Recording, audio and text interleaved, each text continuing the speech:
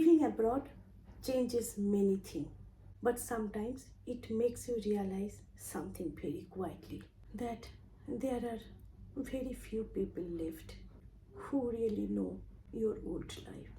There was a time when you didn't have to explain to anybody because people knew you from in and out. You could just speak and someone would understand you. Not because you said everything openly, but because they knew you already, about your hobby, about your life, about your desire, everything. On top of that, about your past and your childhood.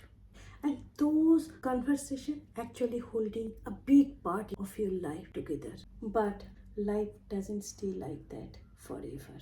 Sometimes people move, situation changes, and life takes away certain connections very slowly. So today morning, when I got up, I saw one voice message from another relative, and I felt very uncomfortable. Once Tapunda said that I send WhatsApp message just to let you know that I'm alive. The day you'll not get any WhatsApp message, you will understand I am no more. Every day 5:30 in the morning, I used to get one good morning message. That message was not there. So the person who gave me voice call, I called him back. I was a little bit anxious. I said, "Are you okay? Is everything all right?" But back of my mind, something was not feeling all right. And that became true. He said that yesterday Tapunda died. He just collapsed and died. That shook me for some times. Our relation has become like that. Really, WhatsApp good morning message reminds you that you are alive. You cannot explain to anybody.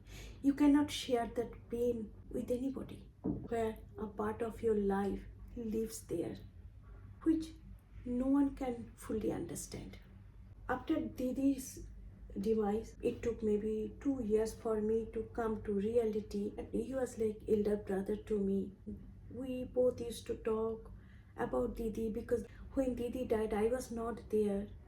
He was there. He was very close to my Didi, so he used to say this and that about my Didi. It is not only the sadness, it is some kind of emptiness which I feel in my heart when people go and you are not there with them. Those conversations, those memories, it just stays in your heart. It's more like a quiet space inside your heart where a part of your life lives. Living abroad gives you a different lifestyle, different opportunity, different independence. But if you are talking about the emotional part, apart from your family who are with you in the foreign land, in the unknown place, you do not have any your extended family or your friends with whom you used to share your life, with whom you used to share your childhood, with whom you used to keep your old yourself alive. And that was also, you could do it only through telephone conversation or WhatsApp or any video chat. Not that you're going to their house, you're holding their hand, having cup of tea together. No, that doesn't happen.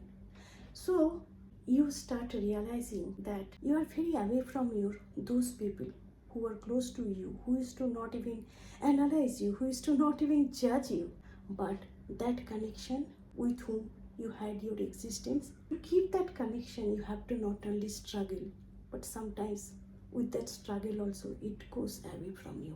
And that's why sometimes you prefer to keep everything within yourself. Not because you don't want to share with people, just because the person who would have understood you without judging, without thinking, without analyzing, that person is no more in your life.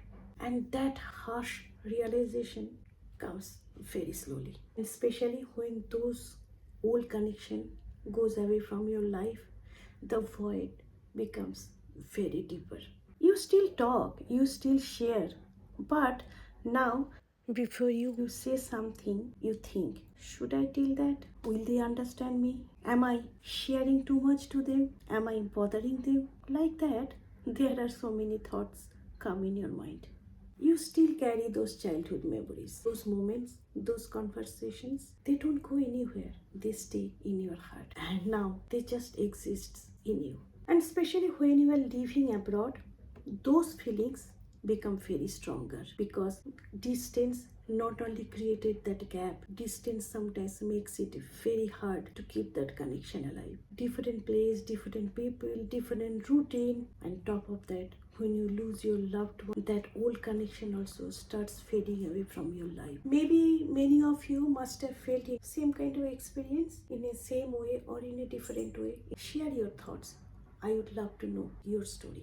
And thanks for listening.